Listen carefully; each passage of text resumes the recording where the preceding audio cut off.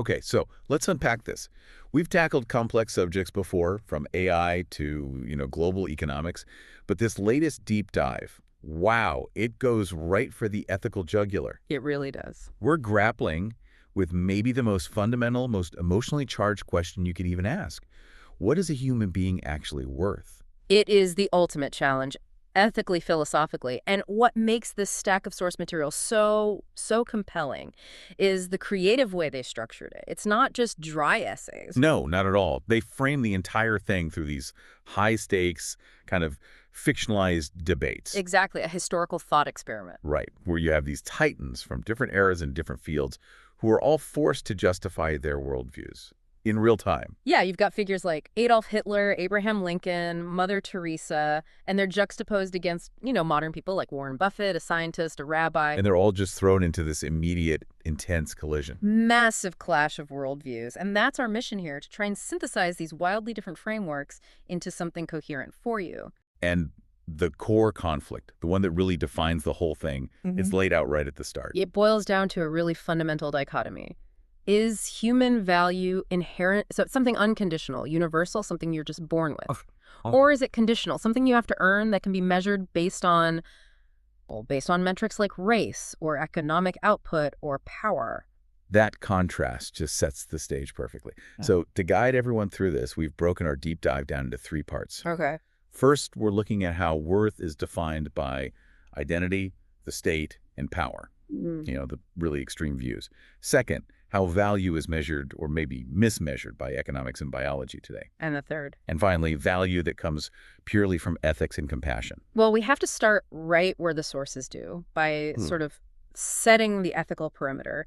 This begins with the most chilling contrast you can imagine. The idea of value based on your use to the state versus value based on your inherent rights as a person. And we have to be impartial here. Report on these views, even the most disturbing ones, because they define the absolute stakes of this entire argument. Of course. So when the sources introduce Adolf Hitler's perspective, they're presenting the absolute polar extreme of conditional value. Here, value is not a right. It's a calculation. It's determined entirely by your utility, by your perceived contribution to the strength and, quote, purity of the Volk, the national collective. A cold utilitarian metric. Absolutely. If you benefit the collective, you have value. If you're seen as racially, physically, or even economically unable to contribute, well, you're just a liability. There's no middle ground. And it goes so much deeper than just economic output. It's a mechanism for classifying entire groups of people based on a belief in racial superiority. And that belief provides the twisted justification for eliminating anyone deemed undesirable. This is where that profound dehumanization happens. The sources are clear on this. The framework reduces human beings to objects, to resources to be managed. Or disposed of. I mean, the explicit language used in the debates is horrifying. It compares their removal to taking out the garbage. Worth becomes completely arbitrary, defined by the powerful and utterly expendable. It's the total moral bankruptcy of that idea. And thankfully, that argument is immediately contrasted by the perspective of Abraham Lincoln. Right, the embodiment of constitutional inherent value. His entire foundation is the Declaration of Independence, the idea that value is equal and inherent in every single person. It's not granted by the state. It's endowed by their creator. Exactly, with certain unalienable rights. Life, liberty, and the pursuit of happiness. It's a value that exists before government. Precisely. And that view puts human worth completely outside the reach of any political regime.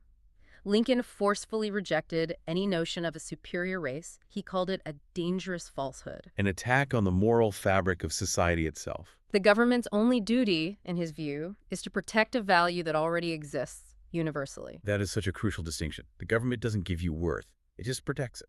And that leads us to the third pillar in this ethical perimeter. Mother Teresa. Her view, this unconditional spiritual value, it transcends both politics and law. It's purely about faith and compassion. For her, every single life, no matter its condition, its capability, it's a precious gift from God. It has infinite worth. And the key point for her, and this is critical, is that worth is not based on what people do.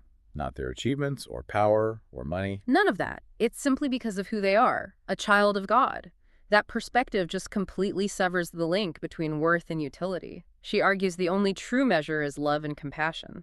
To view anyone as inferior is, in her words, a sin against God and humanity. The ultimate expression of unconditional value. So there's our ethical perimeter. Conditional value based on state utility, value based on constitutional rights, Right. and value based on a sort of divine unconditional love. That covers the philosophical extremes. So let's shift to the modern world.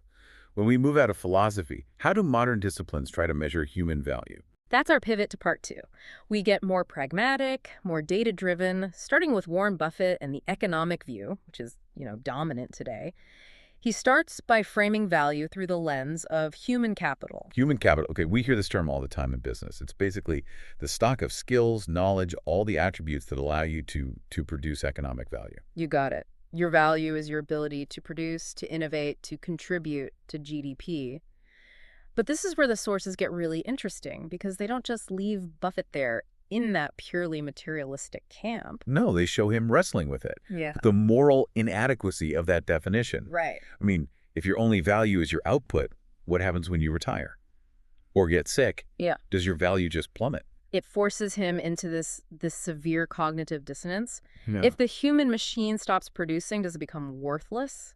If you take that metric to its logical conclusion... You're justifying massive inequality. Yeah. Because the most valuable person is just the one who can earn the most money. And the sources document his breakthrough. They show him realizing that pure economic wealth just can't measure intrinsic worth. He makes this incredibly powerful statement. He basically says his greatest achievement wasn't the billions he made. But the love and compassion he shared, the moral choices he made with that wealth. Okay, but wait.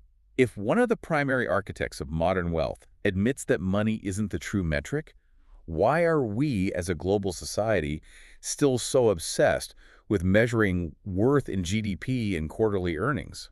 That's the central trap, isn't it? We adopt a metric for efficiency human capital, and then we accidentally let it become the metric for moral worth. The two are not the same thing. And they can't be. They cannot be interchangeable. But before we get too philosophical, let's look at the other modern measuring stick. Science. Dr. Aries Thorne represents this lens. And science, of course, gives us just staggering evidence of our complexity, our uniqueness. Dr. Thorne points out that genetically, no two humans are identical, not even identical twins. We're the product of billions of years of evolution. Capable of abstract thought, self-awareness. I mean, the mechanics of the human machine are just phenomenal. But that scientific view also acknowledges its own limits. And Dr. Thorne is very honest about this. Science can analyze the chemical compounds, the biology, but it cannot, by its very nature, define or assign value. That's such an important admission. It's a philosophical and ethical determination, not a physical property you can measure in a lab. Science tells us what we are, but not what we are worth. It just pushes us right back, full circle, to that inherent worth argument. Which brings us to part 3, the ethical duty. Rabbi David helps to cement that baseline of inherent worth. He reiterates that life is sacred, quote, from conception to death. And the sources use that moment to pose a direct challenge to you, the listener. They ask, isn't a homeless human on the street just as valuable as a billionaire on Wall Street?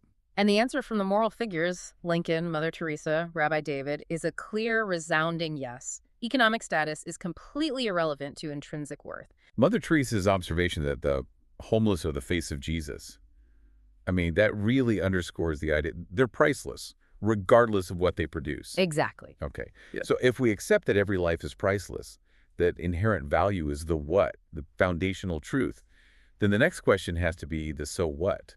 What's our ethical obligation to each other? That leads to this central concept of ethical obligation that the sources talk about, the duty of the strong. Okay, define that principle for us. It's the moral obligation that those with security, with means, with capability must use that strength, not to dominate, but to help the weak become strong.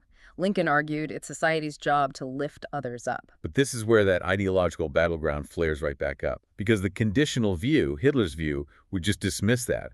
He called compassion a profound weakness. Absolutely. In that framework, helping those deemed incapable only weakens the state, the collective. It makes the whole group less fit for survival. So that's the ultimate ideological clash. Is compassion our greatest strength, or is it a fatal flaw? And Mother Teresa is, of course, resolute. She says it isn't a flaw at all. It is the greatest expression of our humanity, our greatest strength. It's the very thing that elevates us above pure biology. This is where Professor Eleanor Vance, the philosopher, comes in. She helps synthesize it all. She says philosophy gives us the tools to look past the economic metrics that society is constantly throwing at us. Her core point is that we have to actively examine how our own values, our materialism, our chase for wealth, how those things diminish human worth in our daily lives. She's asking us to hold ourselves accountable. What judgments are you making every day about the people you meet? Are those judgments upholding their dignity? She pushes for a redefined idea of freedom, using that incredible quote attributed to Nelson Mandela. To be free is not merely to cast off one's chains, But to live in a way that respects and enhances the freedoms of others. That quote just fundamentally transforms the idea of liberty. It shifts it from being purely individualistic, my right to do what I want, to a shared social responsibility. My freedom can't come at the expense of your dignity. If it does, a philosopher would argue that's not freedom, that's just dominance. Which brings us to this profound ethical litmus test that appears as the final argument in all the sources. The person in the mirror. The person you see in the mirror will ultimately decide the value of human life. It's the moment of ultimate self-determination. The sources conclude that value isn't just external. It's actively chosen by you through your own internal moral framework. And how each figure interprets that mirror test is, well, it's radically different. For Hitler, the mirror reflects strength, power, supremacy. For Lincoln, it's about integrity. It's about actions. The daily moral choice between what is right and what's just easy. And for Mother Teresa, the mirror just reflects the love and compassion you've given to the world. It's a measure of service. So when you pull all these threads together, the spiritual, the constitutional, the scientific, the economic, the conclusion feels inescapable. Every human life is inherently priceless, and true value comes from our shared humanity. And from the moral choices we make every day. It's character, not your bank balance. Our commitment to upholding the dignity of others, that moral choice, is what ultimately determines our value, not our status or our output. And that's a challenging synthesis. It strips away all the external things we usually use to define success. The sources conclude that the decisions you choose to value in your life, inherent worth over conditional output, that will be your greatest game changer. So if we accept that we decide the value of human life through our own internal choices, through that mirror test, what personal actions and values are you choosing to prioritize every single day? Are your choices reflecting inherent worth, or are they still conditional, still based on status, wealth, or power? That's the ultimate question this deep dive leaves us with.